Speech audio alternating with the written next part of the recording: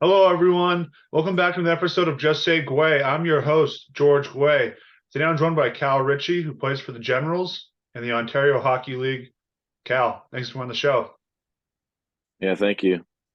Yeah, so how's this year been? You're having a great year in the OHL so far. You won the Hlinka Gretzky Cup. It is your draft year as well. And how are you taking this all in?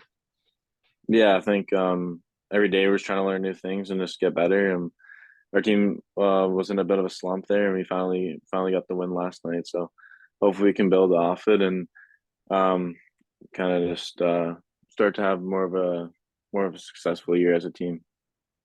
Definitely. So let's backtrack. You're from Brampton, Ontario, which is right outside Toronto. I obviously know just from having family in Toronto that it's all about the Leafs, but just could you take me through how competitive it is growing up there and just playing the sport?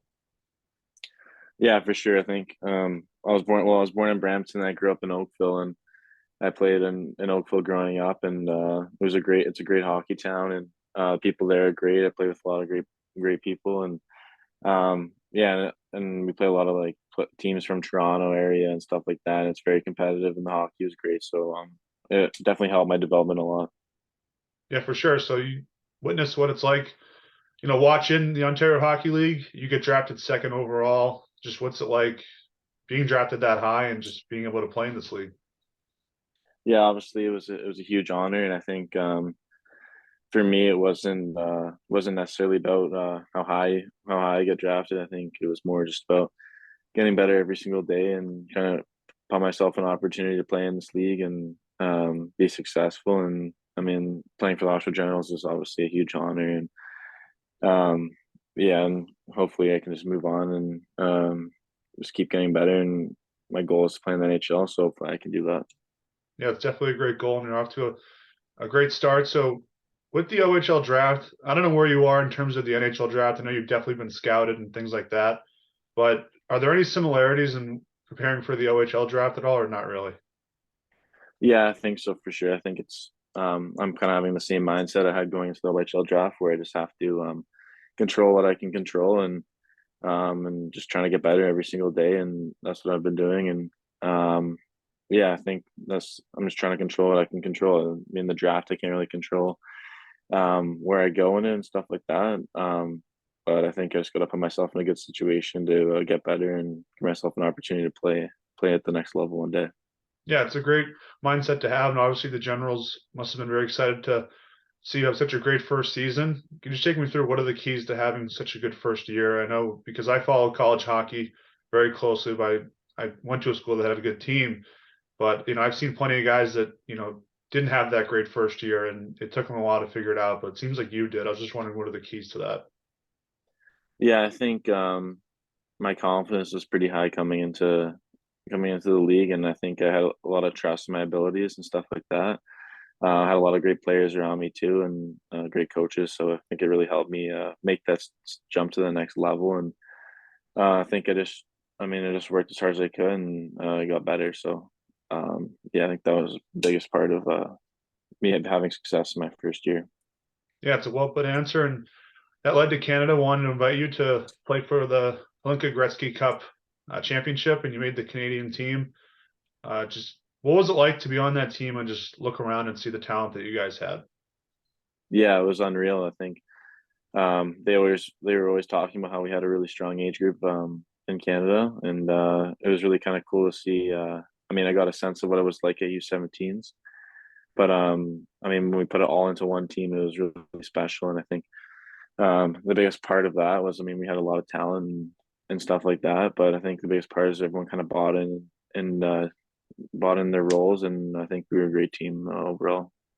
Yeah, definitely. A big part of that, is that with Team Canada, talent is never an option no matter what tournament it is. So I was just wondering, what do they have you guys do to gel? Because you could put up a lot of points. Zach Benson could put up a lot of points. Braden Yager, I could go on for a whole list of guys, but I was just wondering, how do they make the chemistry work? Because clearly Canada knows what they're doing. Yeah, I think I mean we did a lot of team bonding stuff off ice. We went laser tagging as a team, and it was really cool. And I mean every day we had meetings and talks about just being like good teammates, being supportive and stuff like that. So Yeah, I think that was definitely a big help, and I think our team gelled really quick in a short period of time, and that's what really helped us win gold there. Yeah, and I think the interesting thing about the tournament was, you guys had so many lopsided games going into the championship, but you guys were tied at one point, but just other than that being a challenge in that whole tournament, what was some other challenges that you guys faced, even though that seems like this team was, you know, taking a lot of games with ease? Yeah, I think we obviously didn't have a ton of adversity to face because we were just I mean we were a really strong team, and I think we just worked as hard as we could every game, and didn't we didn't expect to win or anything like that. Like we weren't over cocky or overconfident. And I think I mean probably some of the adversity was when we played the U20 teams at camp. I think they were definitely a challenge, and it definitely set us up for success for the tournament. I think it definitely helped our game a lot. Yeah, it's definitely a great way to prepare. So I've asked everyone who's played on that team during the interview, what was it like just, after you guys win and it's such a good feeling, but just a few weeks later, Kent Johnson wins it in overtime for the World Junior Championship. I mean, does that kind of light a spark in your group saying, hey guys, I mean, I know we have accomplished history, but if we really want to go down as one of the best Team Canada teams for these tournaments, we got to win this as well. Yeah, for sure. I think that was awesome to watch, and I've been watching the World Juniors since I was a little kid, and think it's everyone's dream to kind of play in that. And the team that we had was very special, and I think everyone's goal is to move on and play in the World Juniors one day. And think with the group of guys that we had, it'd be really special if we could do it again. And yeah, and to see Ken Johnson's goal there and McTavish's save at the end of the game, like it was a classic Canadian moment for sure. And I think everyone would love to be part of that. Yeah, for sure. And I remember watching, I think it was kind of hard to decide what was the play of the game because one saved the tournament and one won it. So just take me through going into this year. You're named an assistant captain, but as a young age as well. Just what does that mean to you, knowing that your team really puts a lot of faith in you? And I know that a lot of hockey players say, well, everyone that the team is a leader in their own way, but you have a lot of responsibility at a young age.